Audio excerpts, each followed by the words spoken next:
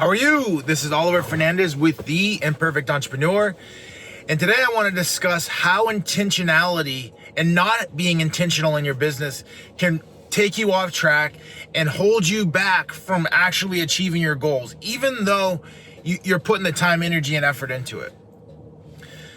So last weekend was my daughter's birthday. It was really cool. Like, we had kept it low key. We did something at home with the family, and next weekend, or the 2 weekends from now, we're gonna be doing a bigger birthday party for her and her friends at school. But it was awesome to get a little bit of reflection from my son's birthday, which was 2 weeks prior to that. She was really upset that we weren't saying it was her birthday too, but on her birthday, she was like, "Oh, it's brother's birthday too." So in her mind, she's thinking it's both of their birthdays. So I had a happiness moment of seeing her being able to share her day with her brother. That was kind of cool. So over this past week, we're super intentional and super focused on where we want to go with the business. I mean, we have targets. Our high target this year is $30 million. Mid target it's 25, and low target is 18 for the GC business. And I'm super focused on that, but I found myself this week actually thinking about and putting energy into not achieving that target. And it was such a big aha moment for me. It's man, this is where I've struggled in the past, and this is where you can get pulled off a target. And we had a situation where we were doing a contract as a subcontractor for a general contractor that we helped get the contract for. And, there was some money that was taken off the top that shouldn't have been taken off the top. It was just under $100,000. And I had my mind was thinking about that $100,000 and how we're going to have to hire an attorney and pursue that. But that's not going to get me to that $30 million. That's not going to get me to the $25 million. That's not going to even get me to my low target of $18 million. Even if I were to get that entire $100,000, that's not what my goal is. My goal is to build a business that can do $30 million in a year. And I know the profit margins of the business. So if we do $30 million a year, that $100,000 is peanuts in comparison to what we could be going after. But you got to control this thing up here, and this thing up here was focusing on something else, and I wasn't even aware of it. This has kind of been going on for the last 3 or 4 weeks, and I wasn't even aware of it. And I'm so glad that this past weekend it caught my attention. Wow, I'm focused on this, and it's not even going to get me to where I want to go. I need to keep the focus and my attention on getting the business to a $30 million business, because I already know what the profit margins are once we get to that level. And we need to put all of our time, energy, and effort into focusing on that versus going after someone for this $100,000 that they skimmed off the top. And honestly, I don't even know if he still even has the $100,000. So it could be literally pursuing someone that doesn't even have the resource. So okay, I have a claim, but what's that claim even worth? So I was just thinking, I'm holy cow, how many times has that thought process pulled me off a target? Thinking about things that are not going to get me to where I want to go.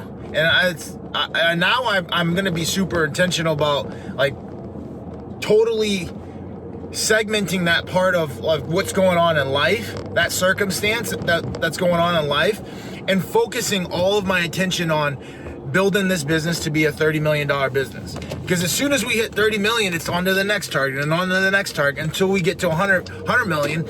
And then once we hit 100 million, the next target's going to be $1 billion.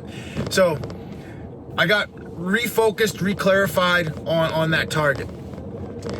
Now, secondly, we've been doing the team meetings, and they're so cool because I go to those meetings to learn, to share some of my own insights, but also to learn from my other team members, right? And I was on the team call for the PQF side of the business, which is the flooring side of the business that we own as well. And one of my team members got on there and he was sharing one of his wins, and one of his wins was a training that he had taken from Grant, and it was like, do you want to be the victim or do you want to be victorious? And he's like, when I hear that victim mindset, it's like, oh, well, just go ahead and take that nap. Maybe you're not good enough. You're not, this isn't meant for you.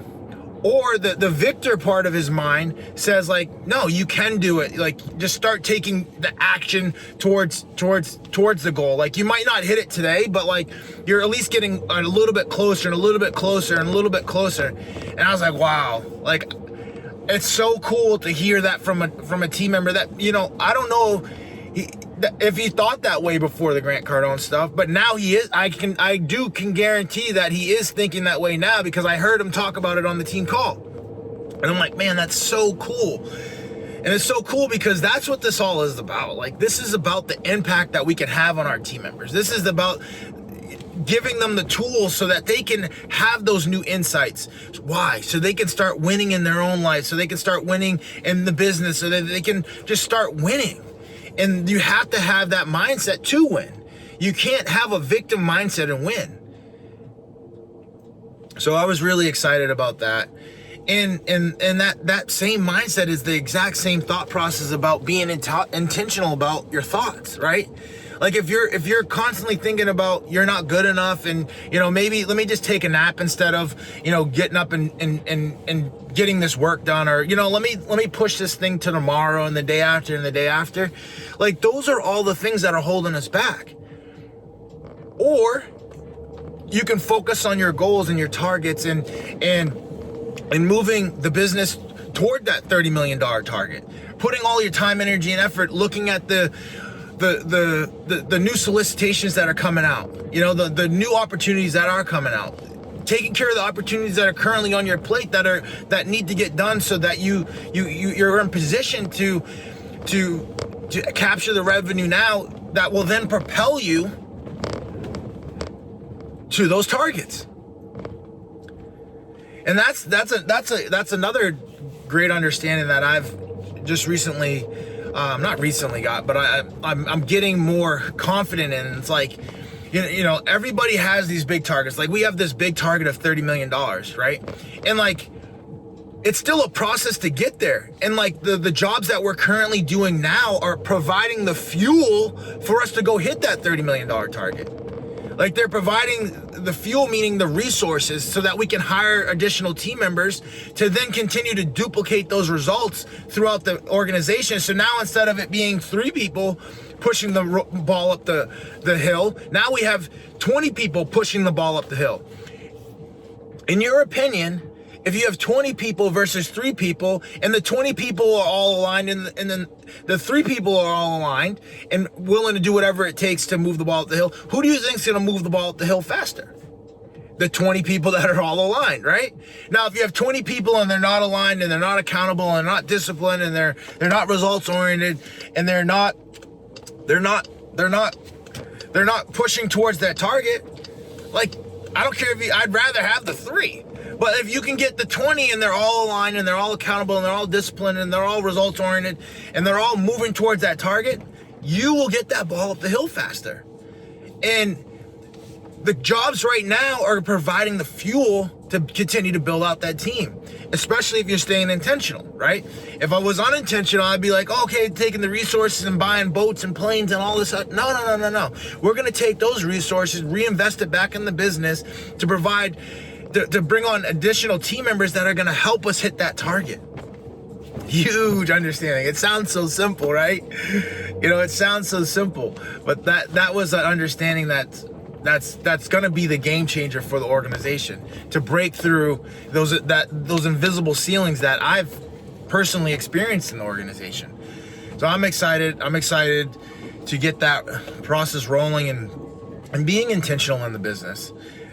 Keeping not only my focus, but then, keeping the team's focus. Like, there's definitely a lot more pressure in the system. I mean, you go from, even just on the estimating side, you go from estimating about $10 million a month to $30 million a month. I can hear it in the team's voice. Like there's a lot more projects. There's a lot of things going on, and you can hear it. Like there's more stress. But at the same time, we're better now than what we were last year. You know, we have more team members now than we were last year. So yes, the target has changed, and now it's a different level of growth. Now, instead of it's me doing it, right? Or that person doing it, instead of me leadership, now it's we leadership. Now we have to be able to transfer that understanding, that thought process, how we look at bids, to not only just ourselves, but to the rest of the team, so that we can give them the ability to look at and put together proposals the same way we're looking at and putting together proposals. So it's a process. I'm excited about it. I'm excited about the new challenge. I'm excited about, you know, putting it together and being all in to make it a reality.